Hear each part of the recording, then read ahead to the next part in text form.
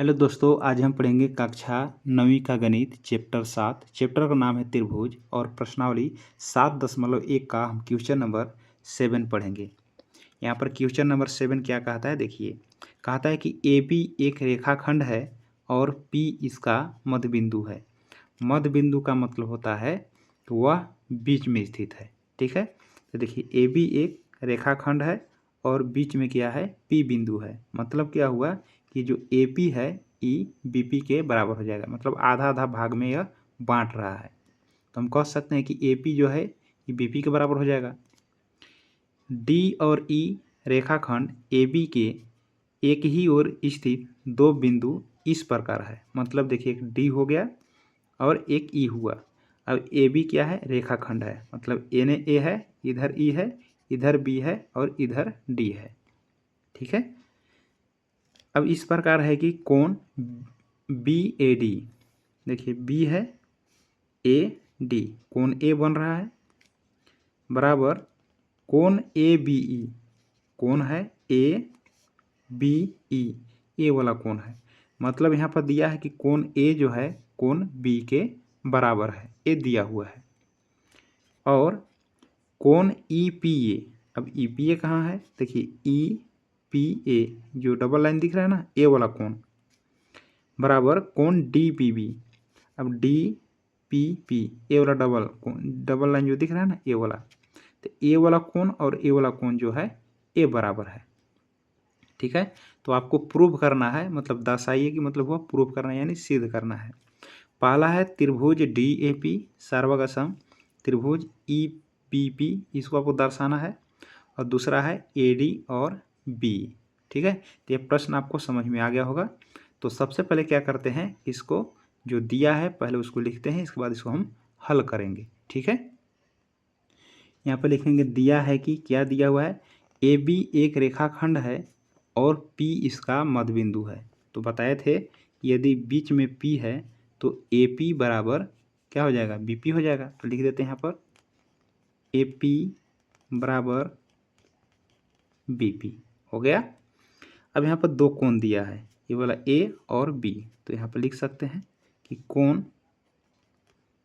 B A D बराबर कोण A B E, ये दिया हुआ है, लिख लिए। एक कोण और दिया हुआ है, कोण ई पी ए बराबर कोण डी पी बी, ये दिया हुआ है। ठीक ना, तो इतना चीज़ दिया हुआ है, आपको सिद्ध करना है पहला वाला और ये दूसरा वाला। ठीक है, तो हम लिखते हैं यहाँ पर, हल कर देते हैं, यहाँ पर लिख लेते हैं, यहाँ पर हल कर दें। तो चलिए यहाँ पर हल कर देते हैं। तो यहाँ पर लिखते हैं हल, और पहला क्वेश्चन को हम हल करते हैं। ठीक है ना, तो यहाँ पर लिख लिए पहला क्वेश्चन। अब क्या हमें प्रूव करना है, त्रिभुज डी ए पी सर्वसम त्रिभुज ई बी पी। तो लिख लेते हैं, लिखेंगे कि त्रिभुज डी ए पी तथा त्रिभुज ई बी पी में, तो ए त्रिभुज कहाँ है देख लेते हैं। यहाँ पर है डी ए पी, इस प्रकार से त्रिभुज बन रहा है वह। ठीक है, और त्रिभुज ई बी पी कहाँ है, तो ई बी पी, ए वाला ऐसा त्रिभुज बन रहा है। ठीक है, ये दोनों को क्या करना है, सर्वागसम हमें दिखाना है। ठीक है, तो हमारे पास चार रूल है, एस ए और एस एस और आर एच एस। ठीक है, तो पहले क्या क्या दिया हुआ है पहले उसको लिख लेते हैं। तो यहाँ पर दिया हुआ है ए वाला कोण, ठीक है, यानी ए और कोण बी के बराबर है। तो ए वाला जो ए है बराबर है किसके, कोण बी के। तो लिख लेते हैं यहाँ पर कि कोण डी ए पी, तो लिख लेते हैं यहाँ पर डी ए पी, ये वाला कोण। फिर लिख लेते हैं E B P, A B कोण, कोण ई बी पी। ठीक है, कोण ए कोण बी के बराबर है, जैसा कि यहाँ पर दिया हुआ है। तो यहाँ पर लिख लेते हैं, दिया है, हो गया, एक कोण बराबर हो गया। इसके बाद देखिए ये जो ए पी है ये बी पी के बराबर है, जैसा कि यहाँ पे लिखा हुआ है, क्योंकि जो ए बी रेखाखंड है उसके मध्य बिंदु पी है, तो ए वाला जो है भुजा इसके बराबर हो जाएंगे। तो यहाँ पे लिखेंगे ए पी बराबर बी पी। ये भी दिया हुआ है, ये भी दिया है, यहाँ पे लिख लिए। इसके बाद क्या करेंगे कि देखिए एक कोण आ गया और एक भुजा आ गया। अगर ये वाला कोण को अगर पूरा कर देंगे ऐसे, ठीक है ना, तो कोण पी आ जाएगा। मतलब ए पी बी डी जो दिख रहा है ना, ये वाला देखिए डी ए पी त्रिभुज में ये पूरा कोण नहीं है, ठीक है। तो पूरा कोण कैसे करेंगे, ठीक है, देखिए यहाँ पर। तो यहाँ पर जैसा कि हमको दिया हुआ है कि कोण ई पी ए, देखिए ई पी ए, यदि इसमें डी पी ई, देखो ई वाला ए वाला भाग, ए भाग यदि जोड़ दिया जाए दोनों में, तो ए वाला जो कोण है पूरा हो जाएगा। देखिए कैसे होगा से, तो क्या करते हैं कि ये दोनों में डी पी ई भाग को हम जोड़ रहे हैं, डी पी ई को। देखिए तो कोण हो जाएगा ई पी ए में हम जोड़ रहे हैं डी पी ई बराबर, इसमें भी जोड़ेंगे कोण डी पी बी में कोण डी पी ई जोड़ेंगे, डी पी ई को हम जोड़ रहे हैं। अब जब ये दोनों जोड़ेंगे तो क्या बनेगा, देखिए ई पी ए वाला, ठीक है, ये वाला भाग है, ये वाला कोण, इसमें डी पी जोड़ दिए, डी पी ई, मतलब ए कोण और जुड़ गया। तो ए वाला जो कोण है इस प्रकार से देखिए, ए वाला यहाँ तक आ जाएगा, यहाँ तक आ जाएगा, ठीक है ना। तो इसका नाम क्या देंगे हम, तो नाम दे देंगे इसके हम डी पी ए दे रहे हैं, ठीक है। तो लिख देते हैं कोण डी पी ए दे दिए, ठीक है, बराबर। अब यहाँ पर देखिए ए वाला डी पी बी कहाँ है, तो हो जाएगा D P B, D P B, A वाला जो डबल लाइन दिख रहा है ना, यहाँ ए वाला कोण है, ए वाला, ठीक है।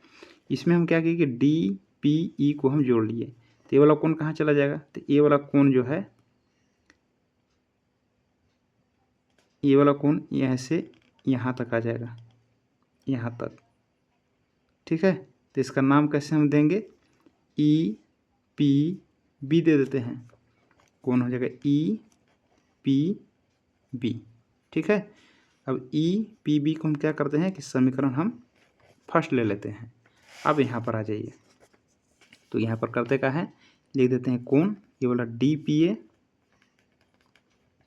बराबर कोण ई पी बी, ठीक है। मतलब देखिए यहाँ पर डी ए पी में कोण ए आया, ठीक है, इसके बाद भुजा ए पी आ गया। अब ए वाला पूरा जो कोण है ए वाला पी आया, ठीक है। तो कह सकते हैं कि एंगल साइड एंगल से, ठीक है। इसी प्रकार ये त्रिभुज में आइए ई बी पी में, ई बी पी में ये देखिए कोण हुआ, तो एंगल साइड ये पूरा हो गया ए वाला एंगल। तो किस नियम से बन जाएगा, तो देखिए यहाँ पर तो हो जाएगा ये वाला, यहाँ पर लिख देते हैं रीजन, लिख देते हैं समीकरण फर्स्ट से, ठीक है। तो यहाँ पर लिखेंगे कि त्रिभुज डी ए पी सर्वागसम त्रिभुज ई बी पी किस रूल से, यहाँ पर आ जाएगा एंगल साइड एंगल से, मतलब कोण भुजा कोण से। तो एक रूल पढ़े हम ना ये वाला, इस रूल का नाम है ए एस ए सर्वागसमता नियम से, ठीक है। हमको यही प्रूफ करना था ये वाला पहला पार्ट। तो पहला पार्ट क्या हो गया, ये प्रूफ हो गया। तो यहाँ लिख देते हैं प्रूफ दूसरा पार्ट क्या करना है देखिए।